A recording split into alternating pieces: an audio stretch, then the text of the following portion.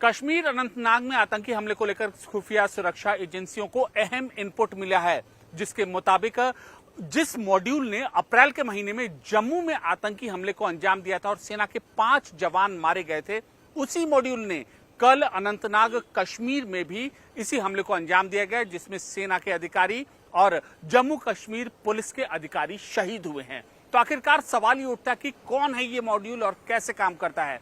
News 18 India के पास exclusive जानकारी है खुफिया सुरक्षा एजेंसियों के मुताबिक कि यह मॉड्यूल लश्कर और जैश के जो आतंकी हैं, जो डर के मारे छुपे फिर रहे थे, उन्होंने मिलकर यह मॉड्यूल बनाया है और अब सेना के वाहनों के मूवमेंट पर यह निशाना उनको बना रहे हैं। अब यह भी सवाल उठता है कि आखिरकार कैसे काम कर रहा है ये पूरा का पूरा मॉड्यूल। दरअसल ओवरग्राउंड वर्कर्स के आधार पर ही यह मॉड्यूल काम कर रहा है, इसीलिए पहले जम्मू में इन्होंने आतंकवाद फैलाने की कोशिश की, उसके बाद अब कश्मीर में यह आतंकवाद फैलाने की कोशिश कर रहे हैं। और सबसे पहले ओवरग्राउंड वर्कर के जरिए यह जानकारी जुटाते हैं कि सेना का जो मूवमेंट है कहां से होगा, वाहनों का मूवमेंट कहां से होगा, जो उनका जो काफिला है किधर से गुजरेगा। तो उसके मुताबिक वह अपना प्लान इलाके को चुनते हैं, प्लान बनाते हैं। पहली चीज। दूसरी चीज यह है कि हाई एंड एक्सप्लोजिव का इस्तेमाल, मतलब कि छोटी मात्रा में एक्सप्लोजिव का इस्तेमाल किया जाता है, जिससे नुकसान बहुत बड़ा होता है। इन दोनों हमलों में ये बात देखने में सामने आई है।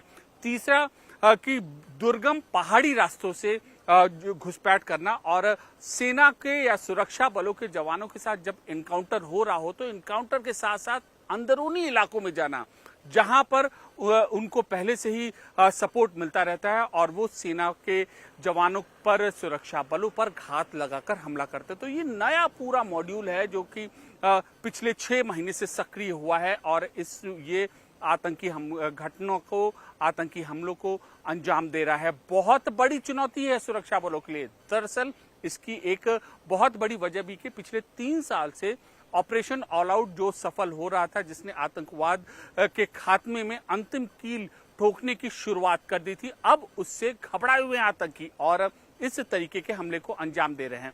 6 महीने में लगातार 2 बार सेना के ऊपर या सुरक्षा बलों के संस्थानों के ऊपर इस बड़े हमले को अंजाम देने वाले इस मॉड्यूल की एक बात और है कि हर बार आतंकी हमले के बाद टीआरएफ के नाम का जो संगठन है वह सामने आता है, अपना नाम बताता है, वह जिम्मेदारी लेता है। लेकिन हकीकत यह है कि टीआरएफ में ही जैश और लश्कर के वह आतंकी हैं जो पूरी तरीके से जो छुपे हुए हैं, उन्हें डर सता रहा है कि आखिरकार उनका भी इनकाउंटर कभी भी हो सकता है। और ये इनमें जो सदस्यों की जो भर्ती है वह ज्यादातर 2022 के बाद हुई है, मतलब 2022 से 2023 तक जो इनका नया काडर बना है, इसी ने इस हमले को अंजाम दिया है।